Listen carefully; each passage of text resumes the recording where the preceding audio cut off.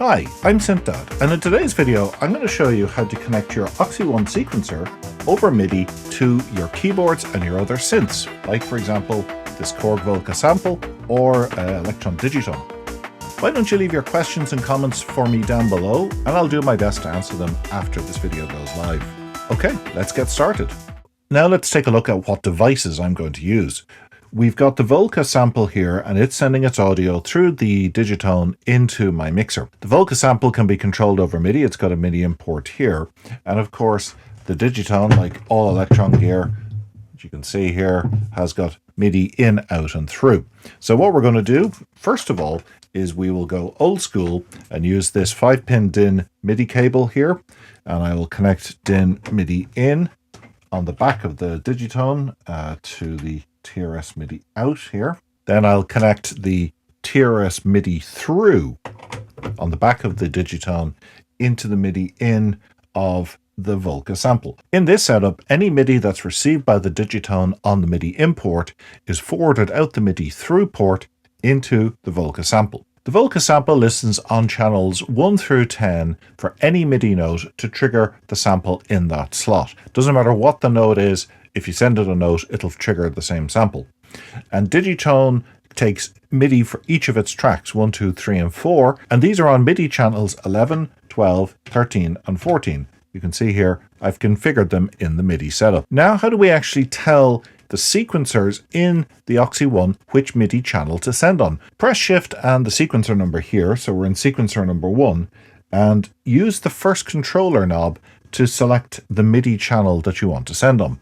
If you set it to off, no MIDI is going to be sent. Then you can go to channel 1, 2, 3, 4, 5, all the way up to 16. If you see the A and the B beside it, those correspond to the virtual splits that you can create using the OXY split module. Now, I don't have one of those, but if you wanted to actually break apart multiple batches of 16 channels, you could do that to control up to 48 devices. The second controller lets you decide which of the MIDI ports it gets sent out of. And this is actually really useful because you could send some of your sequencers over TRS MIDI, some of them over USB MIDI, and some of them over Bluetooth. Now, no matter what key I press in keyboard view, you're hearing the same sample, which is the kick drum here. If we go in and change that to MIDI channel 2, we'll now hear the sample on channel 2 on the Volca. So again, it doesn't matter what note you're sending, it's always going to play the same sample. The same principle applies for sending MIDI to the Digitone. I've set the sequencer to MIDI channel 12, which corresponds to track 2.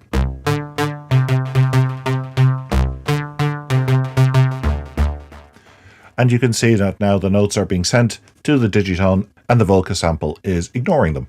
Okay, let's set up a drum sequence using the multi-track type sequencer on the OXY1. And I'm going to set it to Mult, which is the multi-track mode, by using the 4th controller knob here. Now, I have 8 tracks here, which I want to correspond to 8 different sample slots, which will be on channels 1 through 8. Now, how do I set the MIDI channel per track so that track 1 corresponds to sample slot 1, track 2 corresponds to sample slot 2? Well, the trick here is to hold the sequencer number, which is 4, and the track button, the first button here, at the same time. You'll notice now that there's a menu appearing, and this is the track 1 control menu, where we can actually set track 1 specific values. And the one I'm keen to set here is the MIDI channel, which I'm going to set to channel 1. For track 2, I'll set it to channel 2. Track 3, channel 3. On sequencer 4, because it's multi-track, each of these is going to correspond to a different sample slot. So I've got my kick drum here on the bottom, so we can program in a simple kick pattern. Now on track 2, I think I might want to actually use some of the generative capabilities on the OXY1. So let's take a listen. Track 2 is a kind of a snare sound. So let's go up here and use the random performance tools that we have available to us. And I'll press Shift and the dice random perform button here to bring up my Euclidean track setup. So I press track 2. These 2 yellow indicators here show I'm on track 2. And you'll also see here we're changing T2, track 2's settings. We've got the length of how many pulses will fill the track. And I'm going to set this to play, say, 12 pulses out of 16 steps. I just press the button and then my track fills up. Now when I hit play, We can do the same thing here on track 3, for example. We might do 11. Now I'm thinking, that snare, it's nice, but it's kind of dominating a bit too much here. So let's go down to track 2, and we'll just press the Random Performance button now. Now the screen shows Random Perform. The Random Performance screen lets us set trigger probabilities and re-trigger probabilities per step. Let's use that as a performance trick. So what I'll do is I'll first of all set the trigger probability to say 65%, which means that these triggers will only trigger 65% of the time. I can also set a re-trigger probability, let's say 25%. That means 1 out of every 4 times these will ratchet.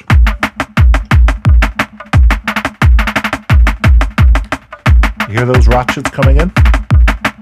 Nice little random performance tool.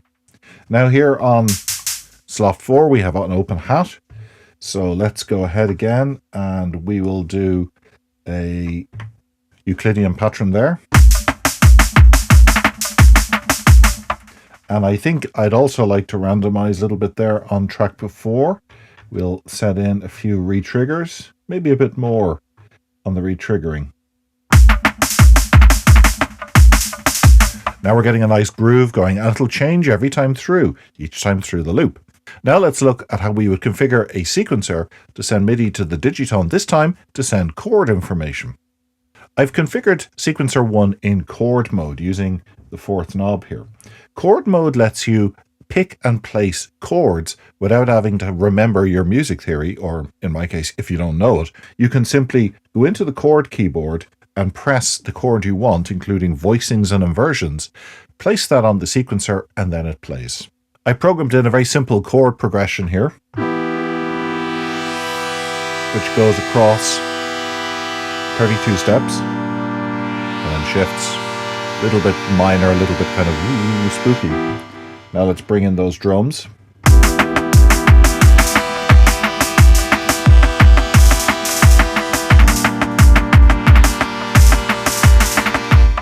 Sequencer 2 is set to stochastic mode. So if I press Shift and 2 here, you'll see the type is set to stochastic.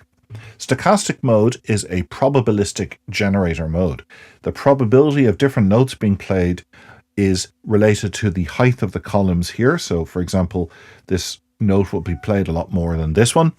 And you can randomize, for example, the amount of octave spread of the notes generated, and the rhythm randomization and the note randomization are controlled by these two controls here. I've set sequencer 2 to go to MIDI channel 12, which corresponds to that note, that sound there on the Digitone. And now when we hit play,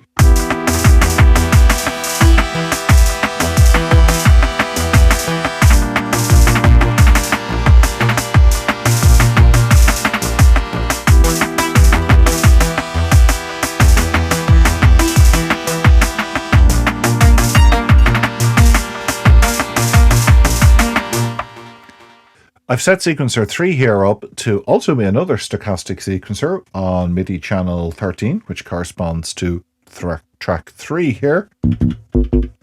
And again, I'm going to program in some randomized configuration here, and it's harmonized to the chord sequencer, sequencer 1.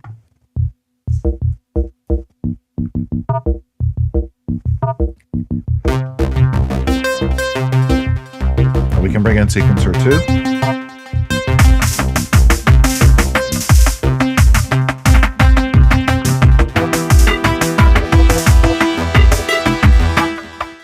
Now, what if we'd like to jam along and play an external keyboard with our Oxy One? Luckily, the Oxy One has USB host support using the USB-C port here on the side. Now, to plug something like that Microlab in, you need to have a USB-C to USB-A adapter. I bought this one here on Amazon. I'll include a link to it down below. As of the time of this filming, the Oxy One does not support a USB-C hub. So for example, this USB-C hub here, which would normally work on, for example, my Mac, will not work if you plug it in. So don't get one of these. You're going to have to get one of these. Now let's look at what's involved in configuring the USB mode on the Oxy One. The first thing I want to do is go into the configuration screen by pressing Shift and back, and I'm going to scroll down to System, and I'm going to select USB mode. You'll see here it says Device. This is the default mode, which allows you to connect your OXI One to your computer or something like that. I'm going to change this to be Host plus Power, which means this will make the OXI One a USB host.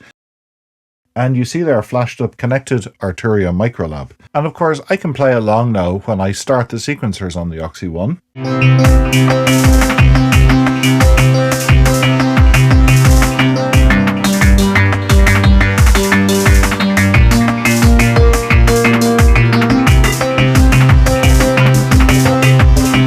One of the great things about the OXI One is it has Bluetooth MIDI support.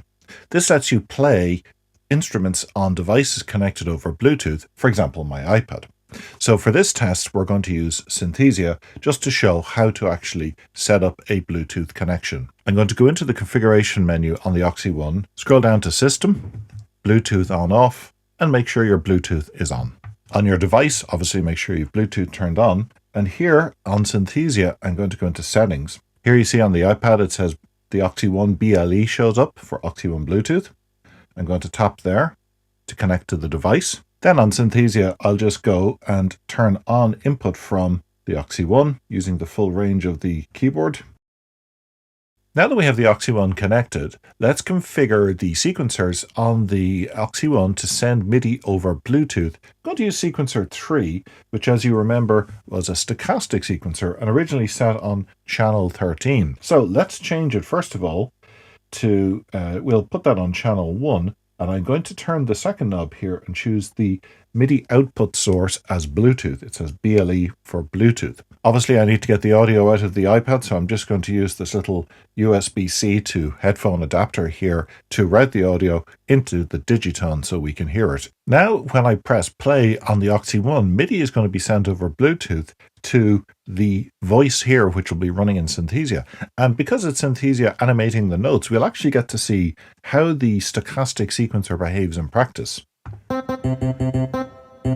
So you see the notes being generated here now on the keyboard.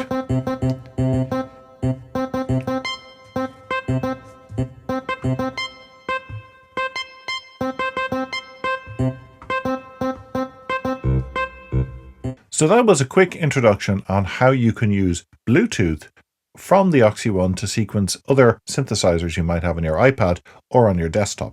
Hopefully this has given you an idea of how you can connect up your MIDI gear to the OXI One using it as the central heart of your synthesizer setup. I'll include links down below to a lot of the products I've mentioned, for example this Microlab from Arturia or the USB attachment I use to connect my keyboard to the OXI One. In future videos I'll cover things in more depth around modulation lanes and sending CC values, but I think we'll leave it there for now. Let me know what you thought in the comments down below, and if you have any questions or suggestions for future videos. Thanks for watching.